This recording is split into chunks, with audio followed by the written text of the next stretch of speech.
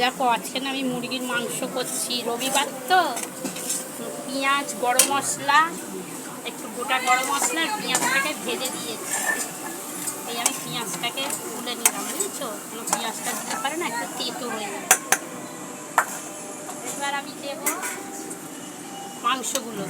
এবার মাংসগুলো দেখো, মুরগির মাংস একটু ভেজে করলে পারে না জিনিসটা ছাড়বে না, বুঝেছো? এই মুরগির মাংস না একটু ভেজে বানাতে হবে। মুরগির মাংসটা শক্ত হয়েই থাকবে, জিনিসটা আর মানে গলে যাবে না। আমরা মুরগির মাংস করলে পারে কী বলে তো গলে যায়, কিন্তু এটা আর গলবে না।